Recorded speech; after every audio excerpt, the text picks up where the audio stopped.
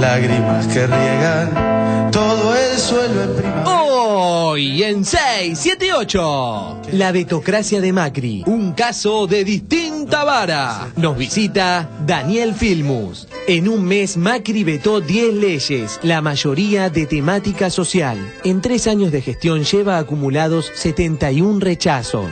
Desde principios de año, Mauricio Macri ya vetó 10 leyes promulgadas por la legislatura porteña. El número en sí mismo no dice demasiado, salvo porque al menos 7 de esas normas están relacionadas con temas sociales, de espacio público o seguridad. En los casi 3 años que lleva de gestión, el empresario ya rechazó 71 leyes. La vetocracia de Macri, el archivo demoledor. ¿Por qué vetaste 18 leyes?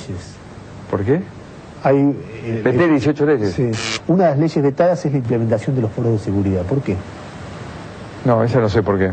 ¿Cómo no sabes de qué trata una ley que vetaste? Esa exactamente no, porque esa la deciden también los ministros. Los ministros proponen qué es lo que hay que vetar y yo digo que sí. ¿Por qué los jueces no pagan el impuesto a las ganancias? Monopolio a favor del privilegio. Nos visita Julio Piumato, secretario general de los empleados judiciales. Investigación. El beneficio fue otorgado por la Corte Menemista y aún sigue vigente.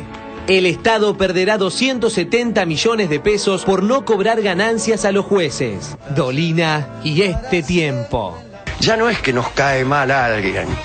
O ya no es que alguien usa carteras demasiado caras, sino que alguien ha hecho que el Estado protagonice el asunto y ha resuelto engrandecer el mercado interno y ha resuelto formar alianzas con América Latina y ha resuelto una política fortísima de derechos humanos y de justicia. Y bueno, entonces las opiniones que nos van a separar ahora van a ser políticas. Con deliciosos matices, todas las voces, todas del mismo lado. Ricardo Darín.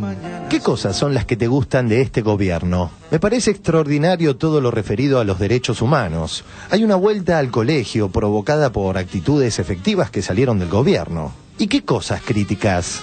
No sé, estoy harto de la gente que menciona las cosas que no funcionan. No sé si es el momento para que yo me ponga a criticar ahora al gobierno. Tal vez nos llevaría una hora. Todas las voces, todas del mismo lado. ¿Se viene Mirta Legrand?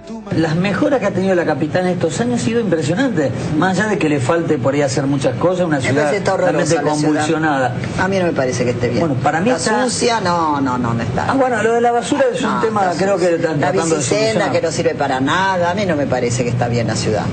Bueno, la basura que nunca la levantan, no. Bueno, para mí ha habido un cambio fenomenal.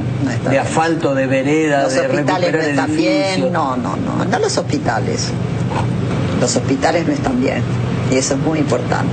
Las escuelas no están bien. Trabajo rural esclavo, más casos. Denuncia de AFIP. Detectaron casos de trabajo esclavo en Bahía Blanca. La vinculación Venegas-Duhalde-Violcati. 23. Investigación exclusiva. La sombra de Duhalde detrás del trabajo esclavo. Una empresa vinculada al expresidente controla las condiciones del empleo rural en nombre del RENATRE. El contrato fue digitado por el sindicalista Momo Venegas y la mesa de enlace. Atrasa 38 años. El profe del CEL contra los tatuajes. La realidad de los jóvenes hoy, toda esta moda de los pibes, cómo van captando todo lo malo, van copiando todo lo malo de otros países, los piercing, los tatuajes. Bueno, pero ponerse un tatuaje no tiene nada de malo. Conozco pibes excelentes que tienen un tatuaje. Sí. Miguel, si cae tu hija de no sé cuántos años tiene, 18, 20, cagando. Y cae con un piercing. ¿Qué le vas a hacer? No se van a poner. El cura censor de Malargüe. El caso de Víctor Heredia. Nos visita Víctor. Lágrimas que riegan todo el suelo en primavera de tu mañana azul que llora y ríe. Nombre que se talla para siempre en la madera de los que sin estar están y viven. Voces que te nombran y se aferran al color de esa insolencia alegre que inventaste. Ríos, muchedumbres de un subsuelo que volvió para quedarse acá, para quedarse. Será verdad que te fuiste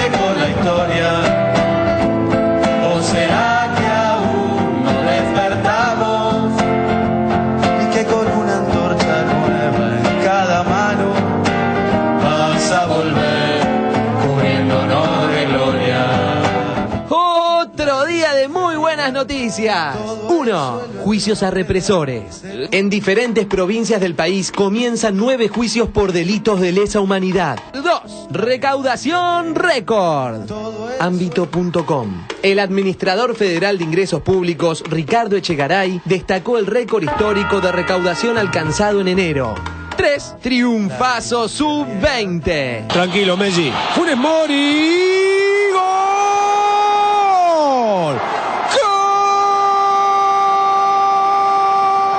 A ver esta qué pasa. Dominando a toda velocidad. Pasó, tiene segunda Argentina. ¡Gol! ¡Gol! ¡Iturbe! ¡Gol!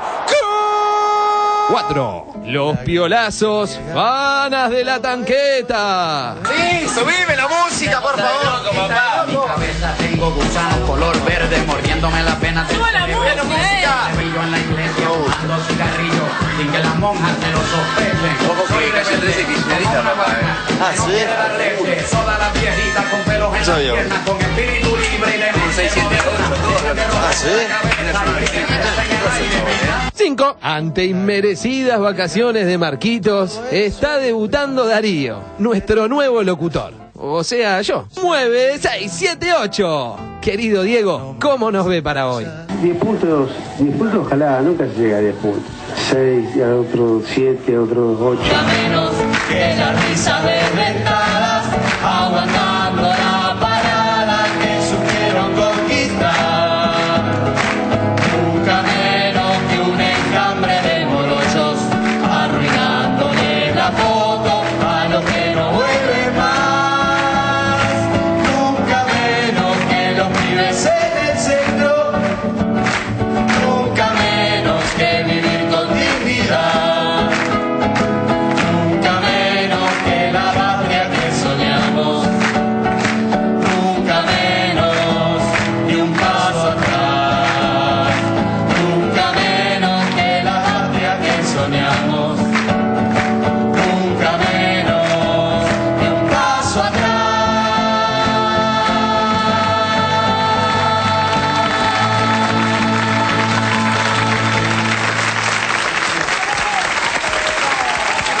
Vamos, Norita. Ay, no la pongo.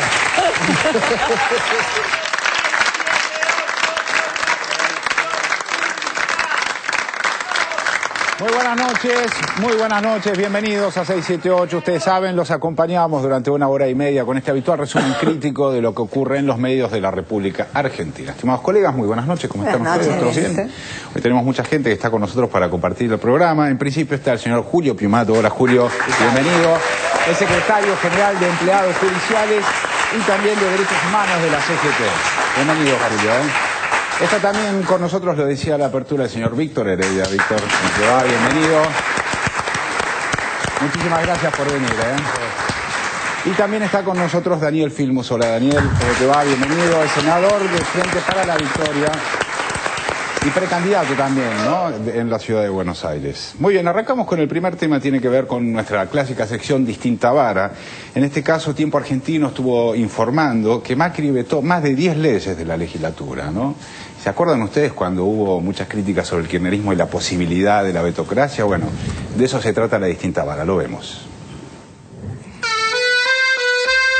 La vetocracia de Macri. Distinta Vara. Otro caso de Distinta Vara llega a 678.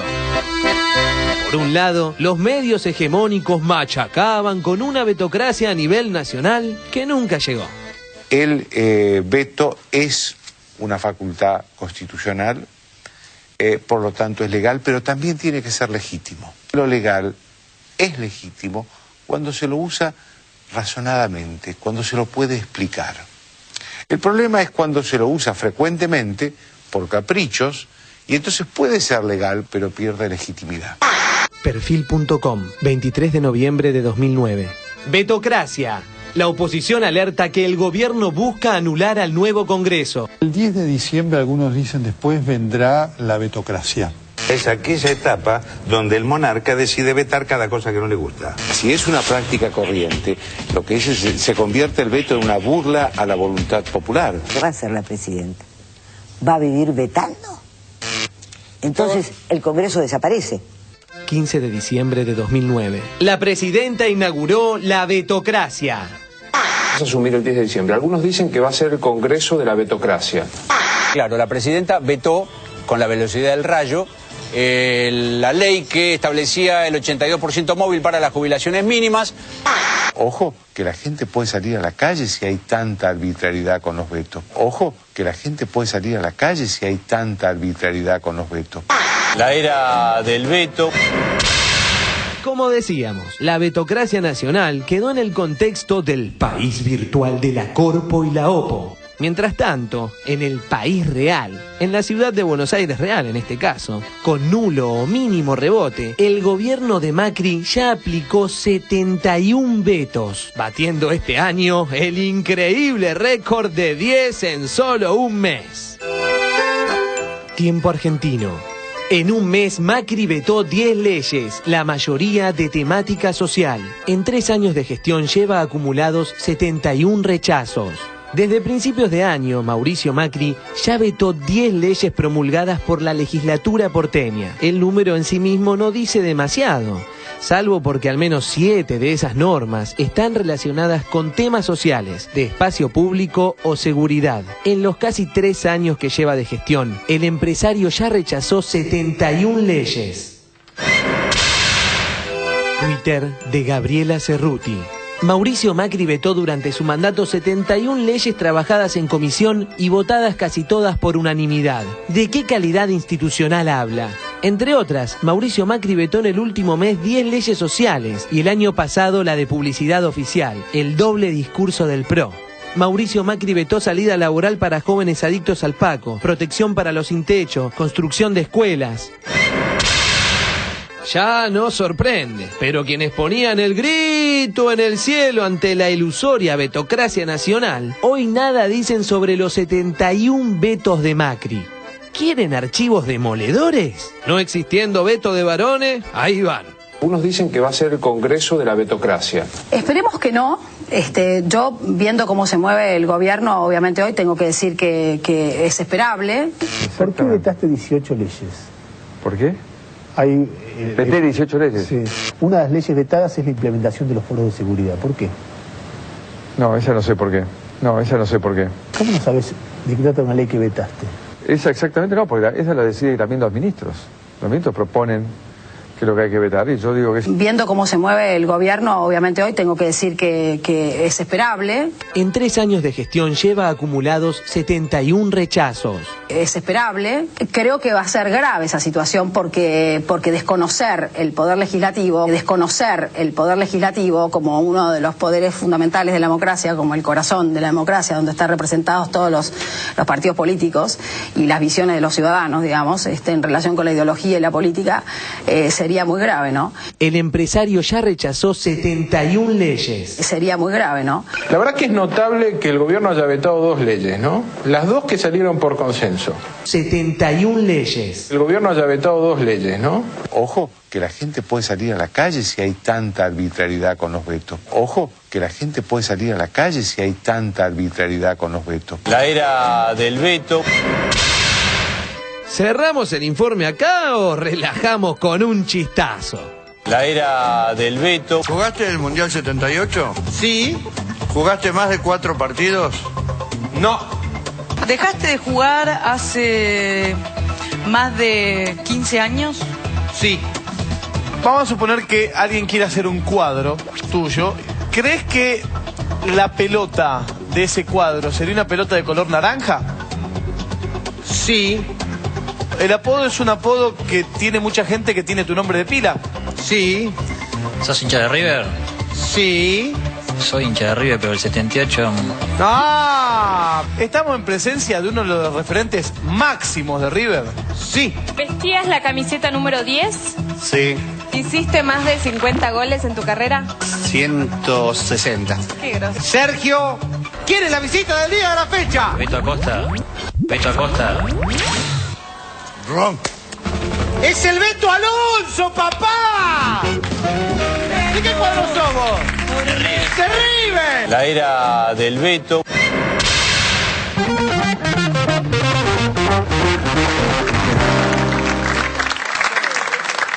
Ay, ay, ay. El Beto Acosta, ¿no?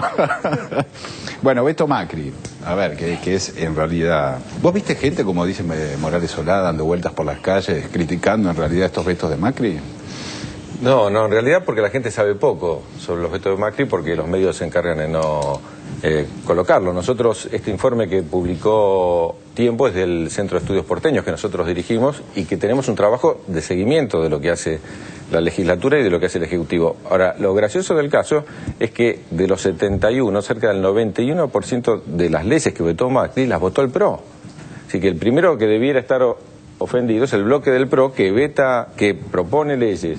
Las leyes se votan y después se las veta su propio jefe de gobierno. Pero así él dice que son un poco los ministros los que le sugieren los vetos también. Bueno, seguro que él ni siquiera leyó las leyes porque ahí le preguntaba por qué había vetado uno, así que puede ser que le lleguen ya firmadas o puede ser que no las firme él y lo firme Durán Barba, no sé.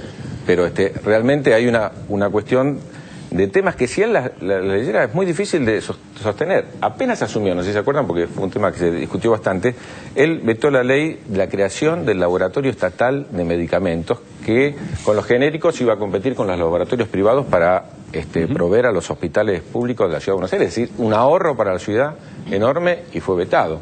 Y solo voy a ir a estas últimas 10, porque se vetó 10 en el mes de enero, que fueron el último tiempo del año pasado, donde, por ejemplo, nosotros vimos en el Club Alvariños lo que ha hecho el Gobierno Nacional y hemos visto el plan de viviendas que ha lanzado hace poquito el Gobierno Nacional. Bueno, lo primero que vetó, que se votó justamente por el conflicto que había habido en el Indoamericano, fue la de la prórroga de la emergencia habitacional por 3 años.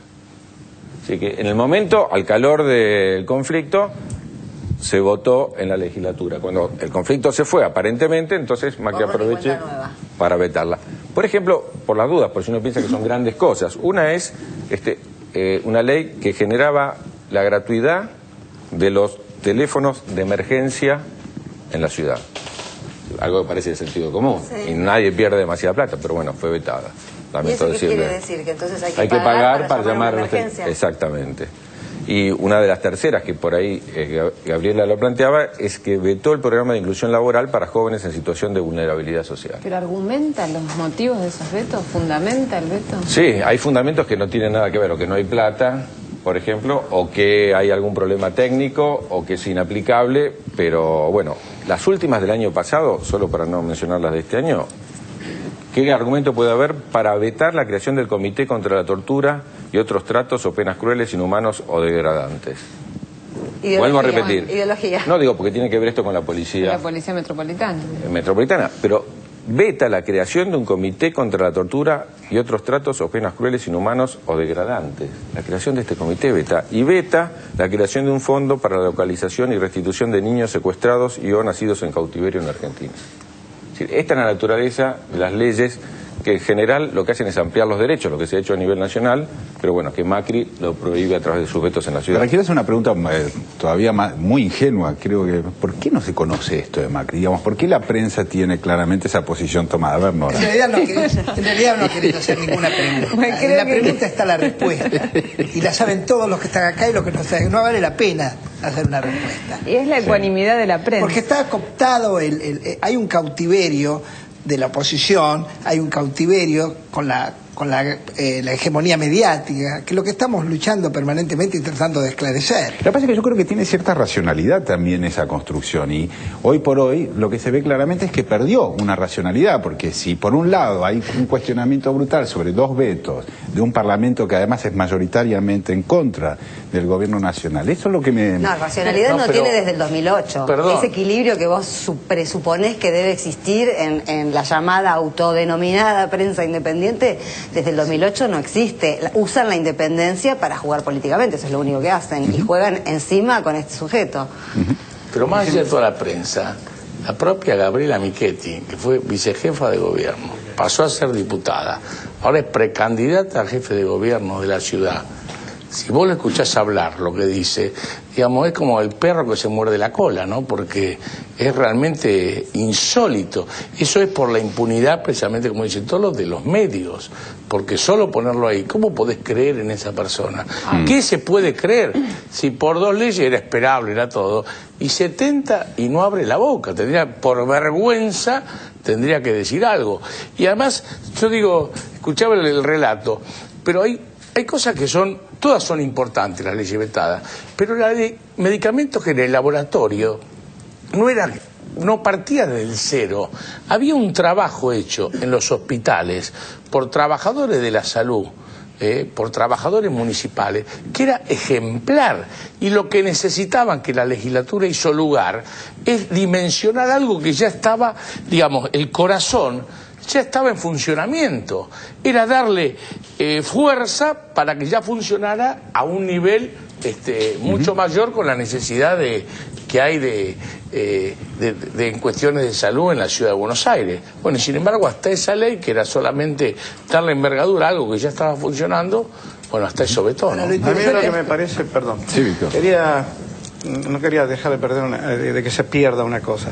También define una política y define una ideología, porque la dirección, o sea, las leyes que han sido vetadas tienen que ver evidentemente con lo social.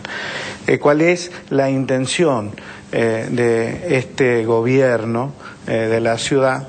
Es evidentemente contraria a la postura de la no baja de la edad de la imputabilidad de los crímenes de los chicos, porque cuando se está vetando la posibilidad de que chicos que tienen una problemática de adicción con el Paco necesitan una inclusión laboral, eso facilitaría su salida de la calle y su ingreso a la educación. Cuando se veta la construcción de un colegio, lo que se está haciendo es empujar a más chicos a la calle. Después es extraordinario, después se pide mano dura, mayor represión, etcétera. Lo que habla de lo que hablan claramente estos vetos es de una postura ideológica frente a un problema social que se pretende resolver después a los sablazos, a los tiros. Pero además, perdón, Víctor, una postura ideológica respecto del rol institucional. O sea, también está ese componente que es justamente el más crítico de parte de esta oposición respecto del gobierno nacional. O sea, el rol institucional, la forma de comportarse frente a la institución. Y en este caso queda claro, ¿no? Lo que solemos decir es que cuando hablan de institucionalidad, cuando la derecha habla de institucionalidad, en realidad no quiere decir nada. Palabra vacía. Cada vez que han gobernado ellos, han violado todas las reglas de juego. Bueno, porque se le están quitando posibilidades concretas a situaciones sociales que se podían dirimir rápidamente, dándole este beneficio a la gente que ha sido escarnecida, criminalizada, marginada, empobrecida por los malos planes económicos de estos mismos sectores que, en lugar de tratar de solucionar esta situación desde la creación o la generación de organismos que ayuden a los chicos de la calle a salir de allí, a la inclusión social, etcétera. Yo trabajo con un organismo, soy padrino de AVICE, que es una asociación de víctimas contra la impunidad policial, y si se veta la generación de una comisión que va a vigilar ese tipo de crímenes, lo que se está haciendo también es dejarle la mano libre a los tipos que hagan lo que quieran. Es tremendo, es grave, es grave. También, para tranquilizarte, también se vetó la creación del Comité de Seguimiento del Sistema de Seguridad Pública, que es lo que también decía Gabriela en un tuit, que es que una participación comunitaria respecto, y en cada una de las comunas, respecto a la seguridad pública. Por decir, algunas cuestiones uno le critica a Macri de ineficiencia, de que no ha avanzado en mejorar las condiciones de la ciudad. Pero estas son claramente de sensibilidad social. Algunas, te voy a decir, algunas más no voy a leer la 71 porque no tenemos tiempo. Pero, por ejemplo, había un proyecto que se aprobó y se convirtió en ley de que los trámites se pudieran hacer también en sistema braille. Es una cuestión de igualdad básica, ¿no? De aquellos que no pueden ver tengan la posibilidad de hacer los trámites por sí mismos. Bueno, se vetó. Como se vetaron las becas para educación superior, se creó un programa especial para educación superior y se vetó el programa de creación de becas para educación superior. Que sí, hay cosas elementales, básicas, que tienen que ver con la sensibilidad social, que uno tiene que plantear con profundidad, porque de cara a las elecciones que tenemos nosotros por delante, ¿cuál es el modelo de Estado? ¿Cuál es el modelo social en el que queremos vivir? Creo que hay claramente una coherencia ideológica en lo que hace el macrismo. No es que es inoperancia o es que no se dan cuenta lo que está vetando o él no sabe. Él, deslinda responsabilidad en los ministros, porque con esa lógica habría que elegir a los ministros y no al jefe de gobierno, porque total, si él no sabe... Sí, es un argumento rarísimo. Es un argumento de una estupidez notable, ¿no?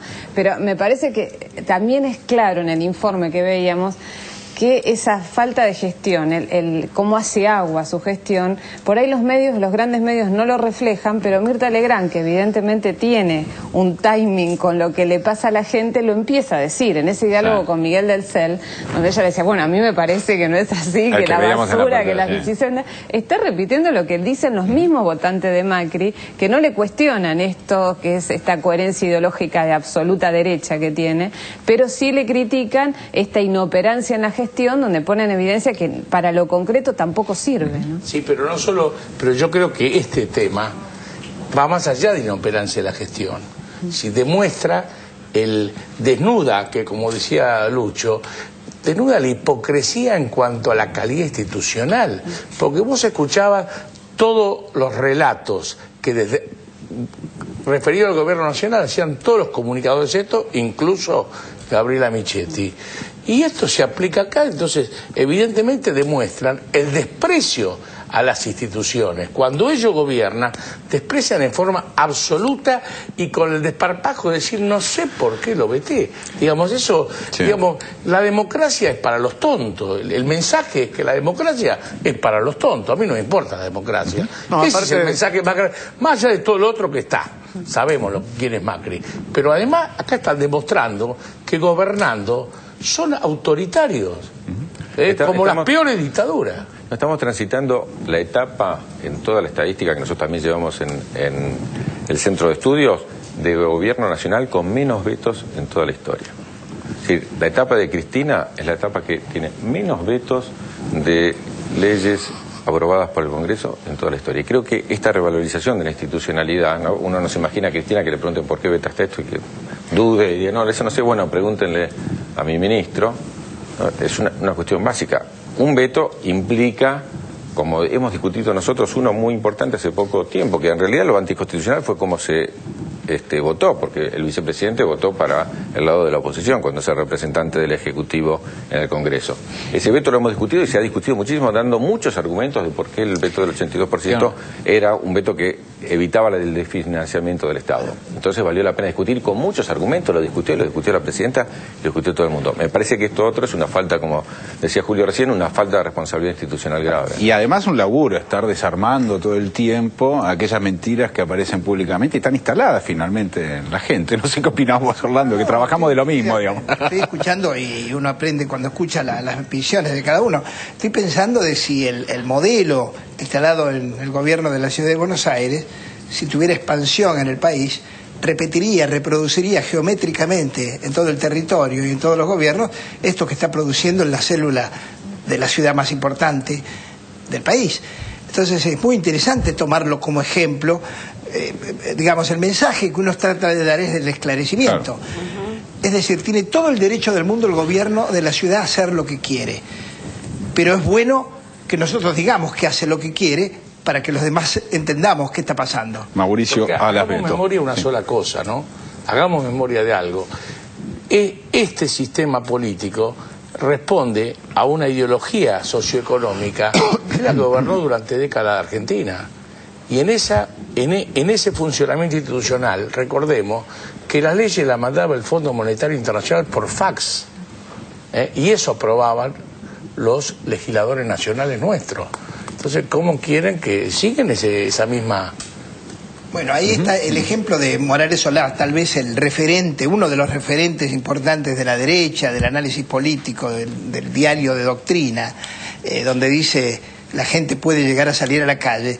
Uno con ironía podría decir que la calle que conoce Morales Solá es de la guía Filcar, porque no sabe lo que es la calle, por lo cual no puede percibir nada que ocurra en la calle. Muy bien, vamos a cambiar de tema, tiene que ver esto con impuesto a las ganancias, porque ustedes saben, desde hace varios años, ¿no? Esto fue una ley del menemismo, los jueces de la nación no pagan impuestos a las ganancias, a pesar de que todos los ciudadanos lo hacemos. Algunos pretenden mantener este privilegio, fue obviamente una información publicada en el día de hoy, la vemos. Impuesto a las ganancias para los jueces, el monopolio a favor de la desigualdad. El artículo 16 de la Constitución Nacional es contundente. Constitución de la Nación Argentina, primera parte, artículo 16.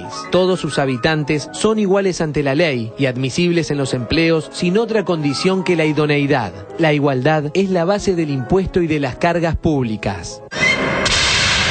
Insólitamente, quienes deben dar el ejemplo en cuanto a cumplimiento del principio constitucional de igualdad ante la ley, están parapetados tras aquella acordada de Nazareno, presidente de la Corte Menemista, que los exime de pagar impuesto a las ganancias. Tiempo Argentino, investigación. El beneficio fue otorgado por la Corte Menemista y aún sigue vigente. El Estado perderá 270 millones de pesos por no cobrar ganancias a los jueces. Los magistrados se niegan a tributar, bajo el argumento de que afectaría su independencia. El monto que se deja de recaudar equivale al presupuesto necesario para construir 135 escuelas primarias. Los especialistas reconocen que el impuesto a las ganancias es el tributo más progresivo en la estructura impositiva argentina. A mayor salario, mayor contribución. Pero la ley no es pareja para todos. Los jueces, sea cual fuere su estado civil, son los únicos funcionarios públicos de toda la Argentina que están exentos de pagarlo. Son más de 20.000 jueces nacionales y provinciales, secretarios judiciales, miembros de los ministerios públicos nacionales y provinciales e integrantes de los tribunales de cuentas provinciales que cobran un promedio de 15.000 pesos mensuales y no pagan ganancias desde hace 15 años. La jugada estuvo a cargo del entonces presidente del máximo tribunal, Julio Nazareno, quien consideró que el pago de ganancias iba en contra del principio de intangibilidad de las remuneraciones. Como era de esperar, Clarín denomina el tema Embestida acá. Clarín. Nueva embestida acá, polémica por la exención a los jueces. Siempre previsible, el diario de Manieto pretende descalificar a Tiempo Argentino al calificarlo de kirchnerista y oficialista, y no hace más que piropearlo. Ayer, el diario Tiempo Argentino, identificado con el kirchnerismo,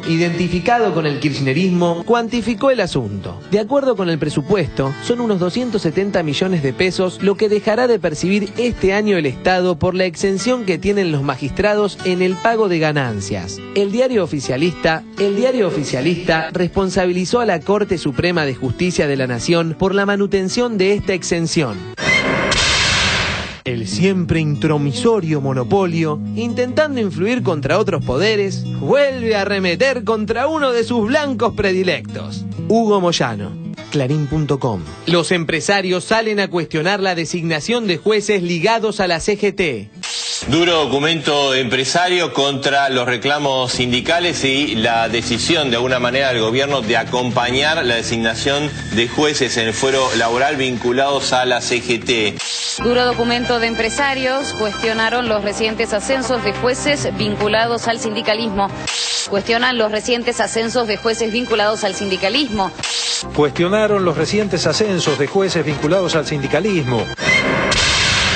Monotemático en el caso que recién veíamos. Cuando se trata de privilegios que violan la Constitución, Clarín defiende a rajatabla. El archivo de 678 siempre hace de las suyas, y este del 2007 amerita una mejora en la pauta publicitaria. Cristina Kirchner dejó su banca en el Senado con un duro mensaje para la justicia.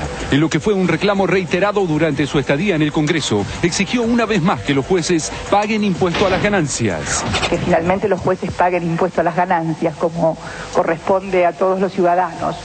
Una deuda que tiene la democracia, porque en definitiva, si por algo uno quiere vivir en democracia, es porque todos somos iguales ante la ley, o por lo menos deberíamos serlo.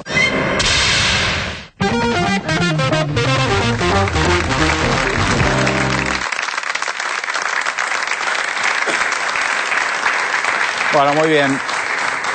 Bueno, ¿por qué? La verdad es que la pregunta se cae de Maduro. ¿Por qué no? ¿Por qué bueno, no hay se dos cambia? temas ahí. Yo primero, después hablaría del tema del documento del G6, que tiene algo que ver con todo porque es una visión de la Argentina. Documento, ¿no?, de la UIA sobre la designación Claro, de es una jueces. visión de la Argentina donde la Argentina es de ellos, es de los poderosos. Son pocos y manejan los gobiernos, los sacan, los ponen, manejan la justicia. Entonces, todo lo que entre en esa lógica vale tiene que ver con lo anterior, y si no, veto, como decía, como hizo Macri aquí en la ciudad.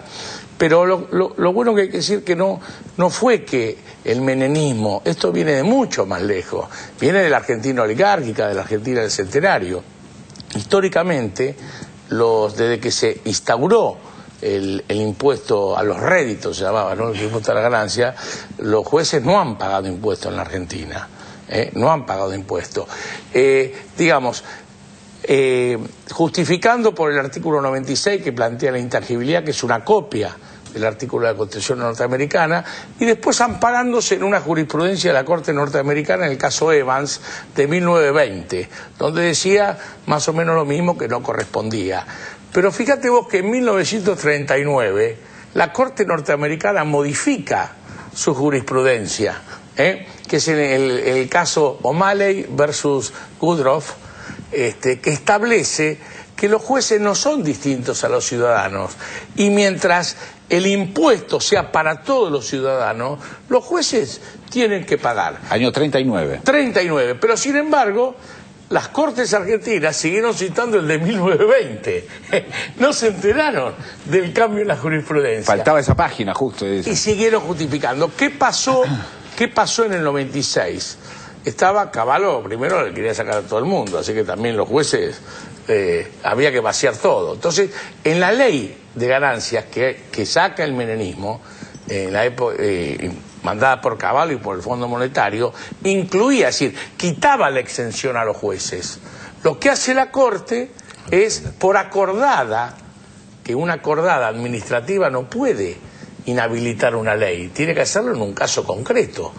La Corte de Nazareno dice que es inaplicable, ese artículo primero de la acordada es inaplicable, y por tanto los jueces siguieron sin pagar impuesto a las ganancias.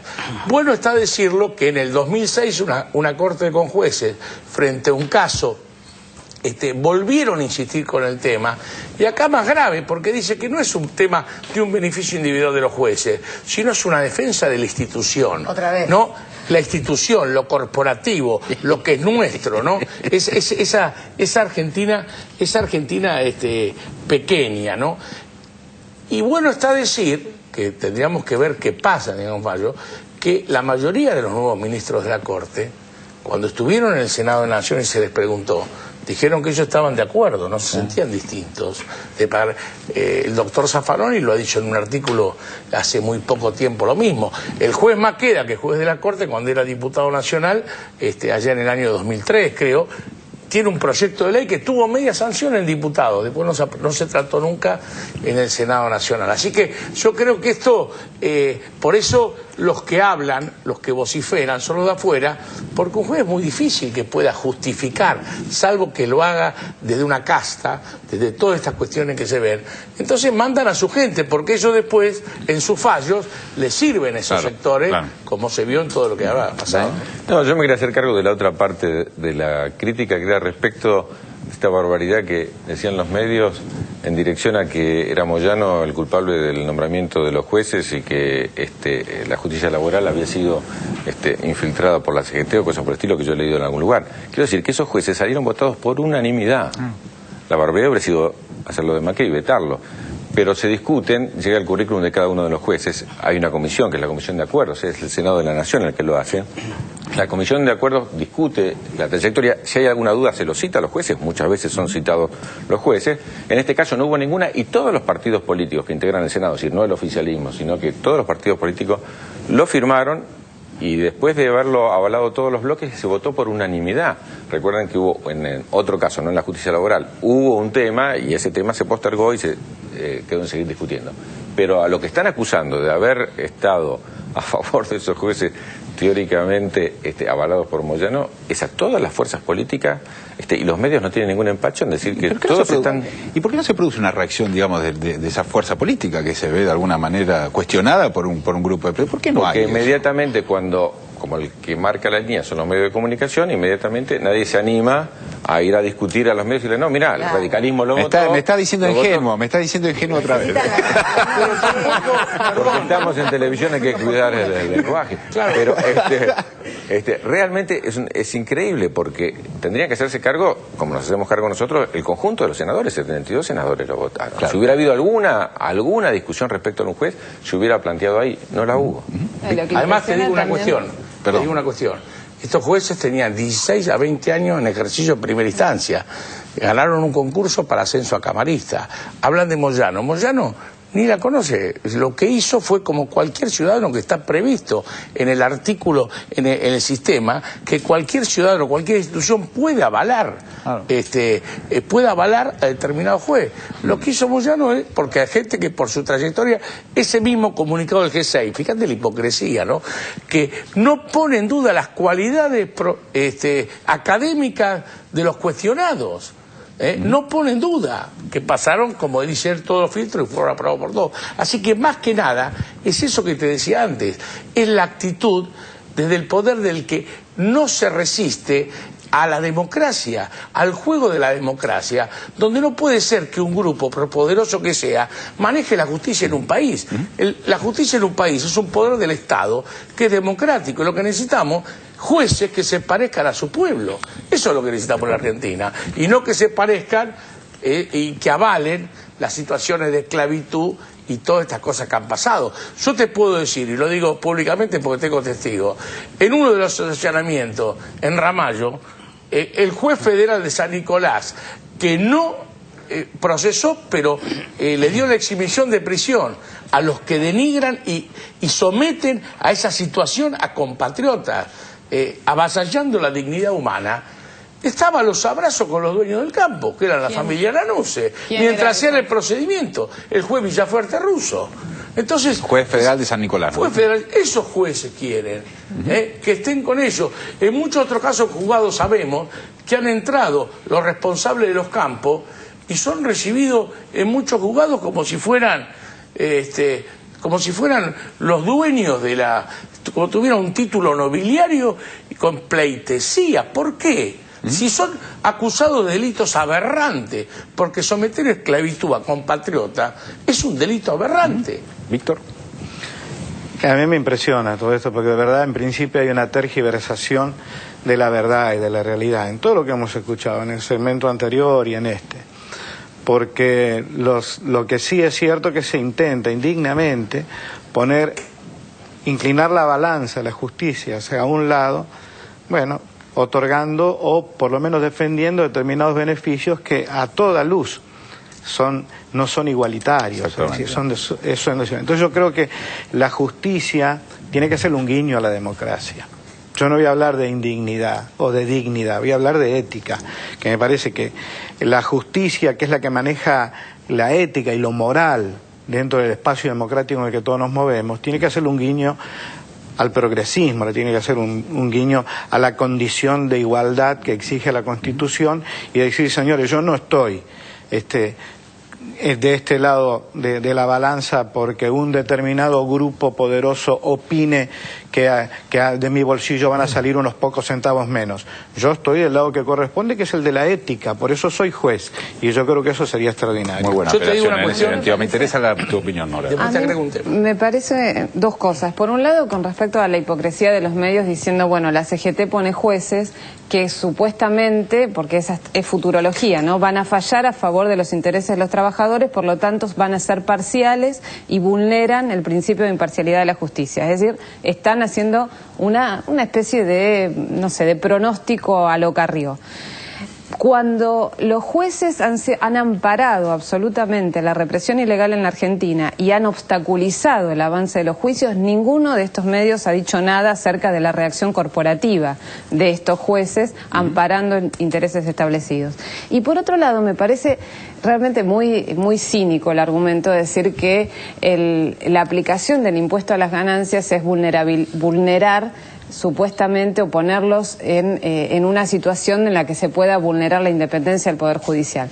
Me parece, la verdad, que muchos jueces, si uno mira cómo viven, no pueden justificar cómo viven en función de los ingresos que tienen como funcionarios que cobran muy bien como jueces del país. Entonces, los famosos jueces de la servilleta del menemismo, que algunos todavía sobreviven, y muchísimos otros que pasan inadvertidos porque la luz de los medios de comunicación no los ilumina, me parece que tienen mucho que ocultar. Y los impuestos son una forma de transparentar realmente los ingresos de cada uno. Está claro. ¿Sabes qué pasa? Yo sigo con lo de Nora, que es importante. Pero a esos jueces que son corruptos, ¿qué hace el sistema? Cuando no les son funcionales, enseguida saben que son endebles y los golpean. Yo digo un caso, el juez Liporache, el que tuvo la causa de los sobornos del Senado, de la ley Banelco, cuando el juez dijo que tenía pruebas para procesar a los senadores al comienzo, enseguida aparecieron en todas las revistas de estos medios la casa donde vivía en Martínez, ahí en la zona norte, le hicieron juicio y lo rajaron inmediatamente. Si no, veamos qué pasó con el juez Markevich con la causa de los hijos apropiados de Herrera Noble, ¿no? Es decir, siempre eso cuando pegan por otro lado y consiguen el objetivo. Pero hay que decir que hay muchos jueces que son distintos. Yo recuerdo el 16 de noviembre del año pasado, cuando hicimos un homenaje por el Día del Judicial, que se lo dedicamos a Néstor Kirchner en el Palacio de Tribunales. Habló una jueza federal de San Martín, la doctora Martina Force, y ella, entre todo lo que dijo, y no tenía que ver con el tema, pero como jueza planteó esto, la necesidad de no ser distinto a los ciudadanos, y una cosa de no ser distinto era pagar impuestos. A ver, Daniel. No, muy breve por lo de distinta vara, yo me voy al anterior, pero para hace poquito, creo que hace 2 o 3 días, salió en Clarín una nota grande de las obras paradas por los jueces a Macri. Sí, como que los culpables, en ese caso que los jueces obraron bien, y eran todas obras que estaban hechas con un manto de sospecha por distintas razones o porque los vecinos se habían agrupado para evitarlas, los culpables eran los jueces. Sí. Es claramente una vara distinta. Y en este caso no era Macri nuevamente el culpable por hacer un bajo nivel o por hacer una obra en medio de una plaza, por ejemplo, que le quita el espacio público a la gente, sino al culpable del juez que la había paralizado. Producción, anote la recomendación de distinta vara entonces que hizo Filmus. Vamos a cambiar de tema. En este caso, ¿ustedes se acuerdan del cura de Malargüe que había censurado a este grupo que se llama los luterieses, que son algo así como un grupo que imita a Lelutier, ¿no? Bueno, parece que este grupo no fueron los únicos. A Víctor algo parecido le pasó. Vemos el informe y lo debatimos. El cura censor de Malargüe. Parecía de otros tiempos el hecho de censura que hace algunas semanas aconteció en la mendocina localidad de Malargüe. Un cántico para la educación sexual de los jóvenes. Por favor, vamos a pedirle al grupo que continúe con otro número, porque somos católicos. Soy sacerdote y no voy a permitir que me ensucien ni castigar. Disculpen, muchachos, sé que lo hacen con cariño, siguen con otra cosa.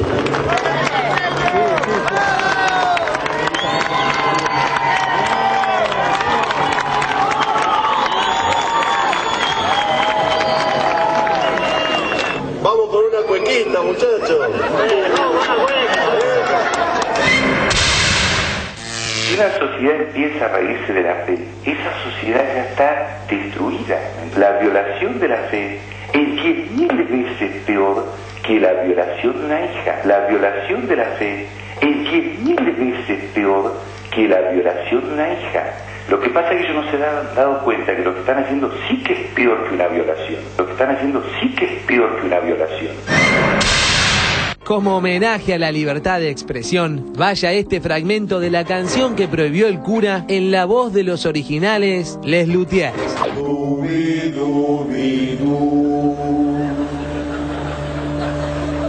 Ya es hora de hablar de sexo. Lo primero de lo que hay que hablar es de lo que hacen el hombre y la mujer. Hay que nombrarlo bien clarito para que se pueda entender. Eso se llama dubi-dubi-du.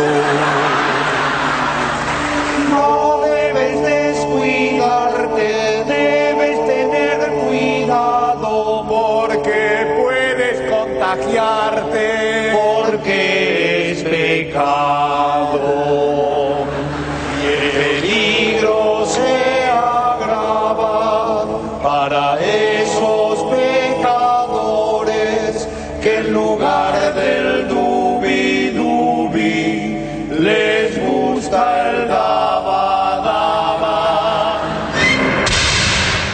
El episodio, por supuesto, fue ninguneado o minimizado y archivado por los medios hegemónicos. En aquella oportunidad, 2 periodistas de Malargüe enviaban a la producción de 678 esta ilustrativa carta.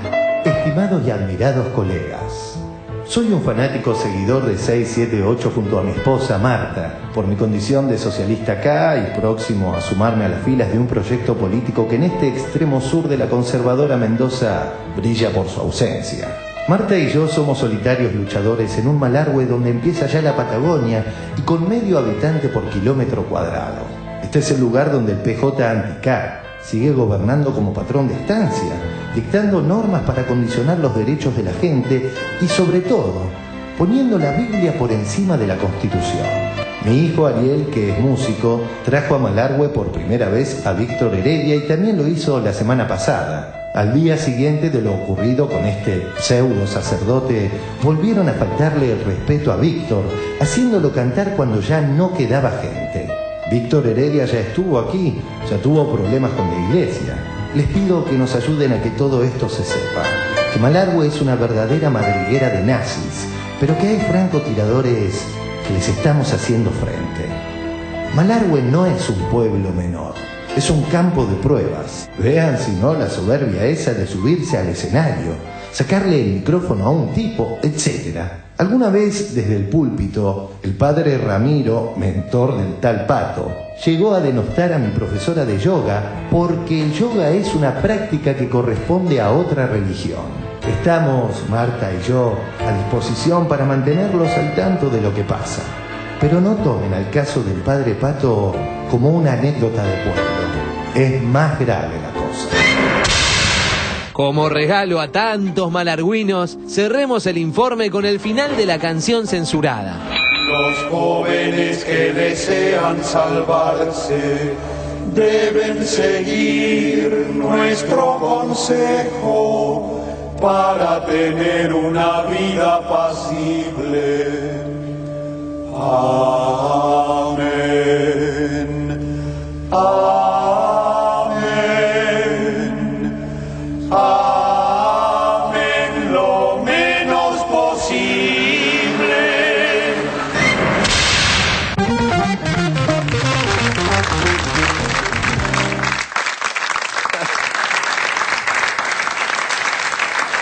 Sí, yo la verdad es que estaba de vacaciones, pero ¿es cierto que censuró esto? O sea, Te lo juro. ¿es todo verdad lo que se vio? El padre Pato es tremendo. El padre Pato Gómez. Bueno, contanos tu situación, Víctor, ¿cómo fue?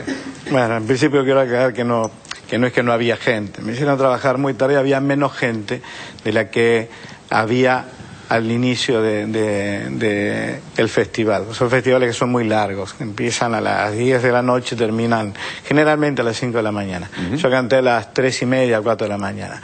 Donde la gente a veces se va, obviamente por frío, porque tienen chicos chiquitos, etcétera. Lo habitual es que el número central, sí, esto es cierto, tiene que cantar alrededor de las 12:30, 1 de la mañana como muy tarde. Pero ellos ya habían puesto en el convenio que yo tenía que ir al cierre.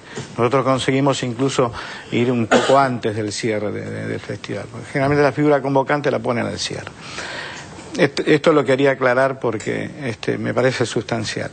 Lo que sucedió es que antes de esta situación, un grupo malargüino que hace teatro quiso hacer una obra mía que se llama Taquiongoy, una obra indigenista, que ya había tenido problemas con la iglesia. El padre Monseñor Collino era obispo de Lomas de Zamora y prometió que me iba a excomulgar.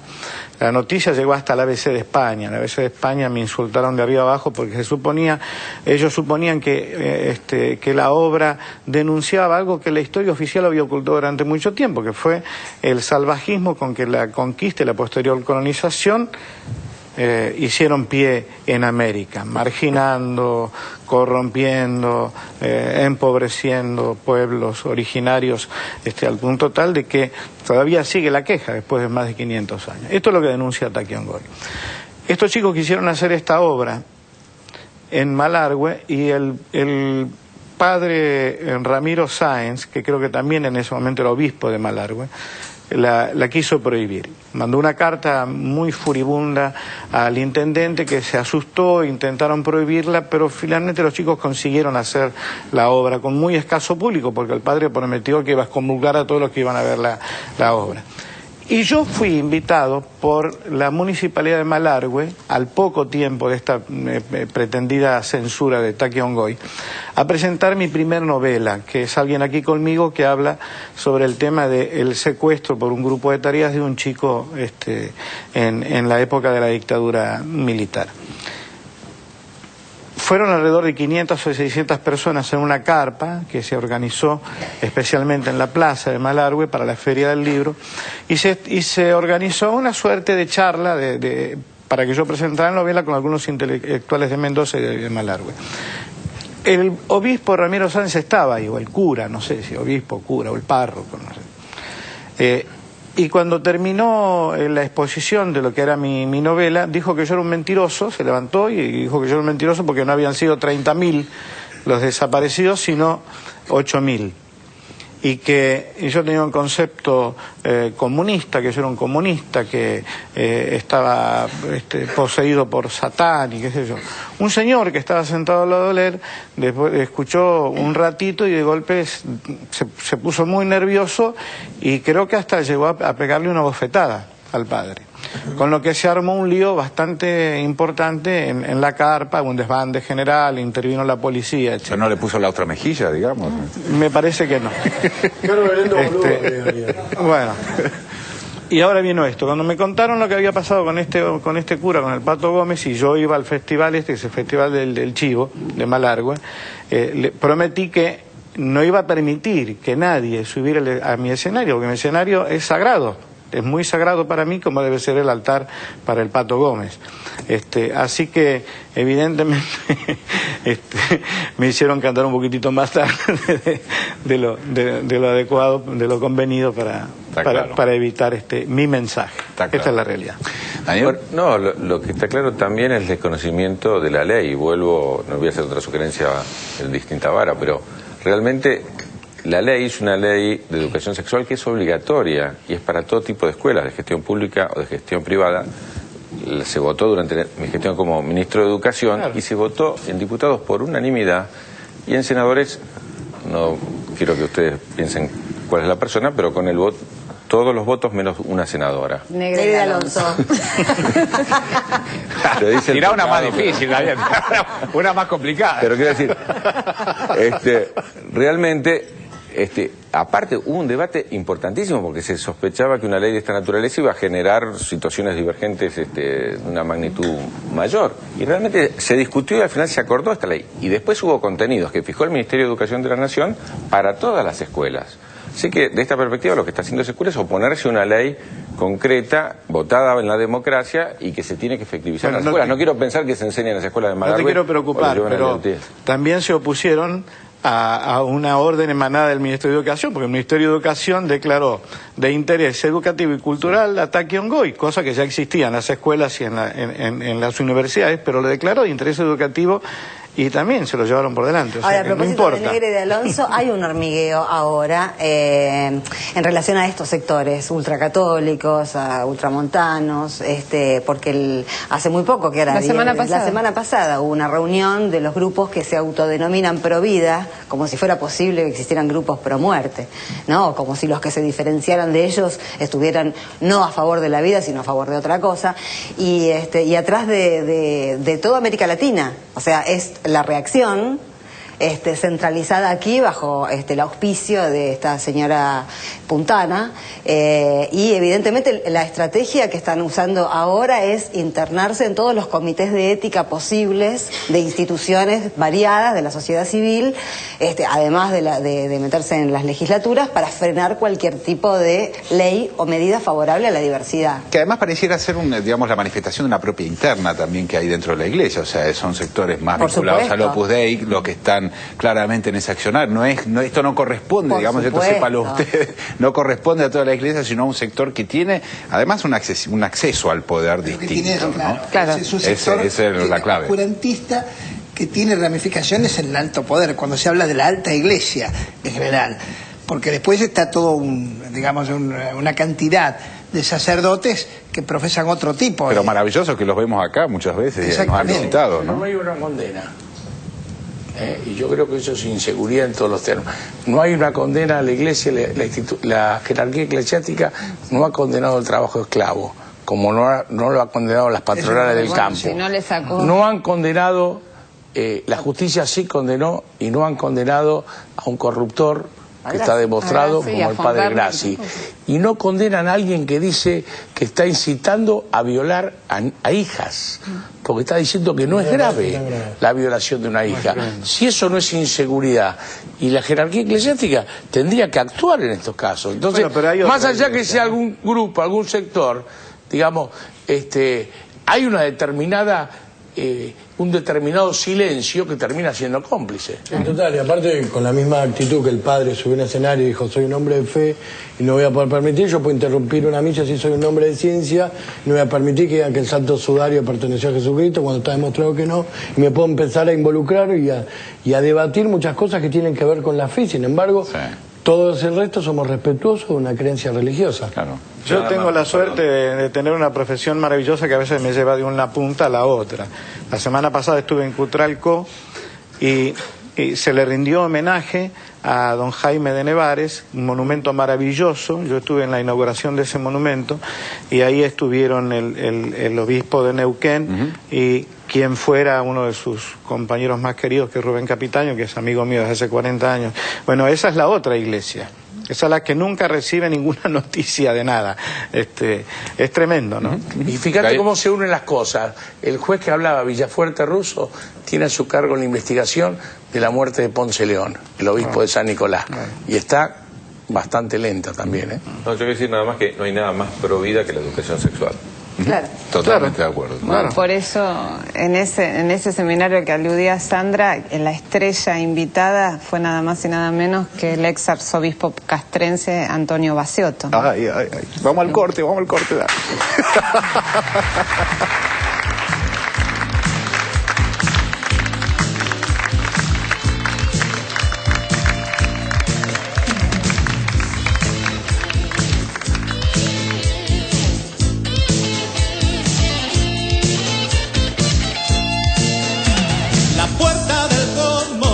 Abrió lentamente y allí Viracocha fundó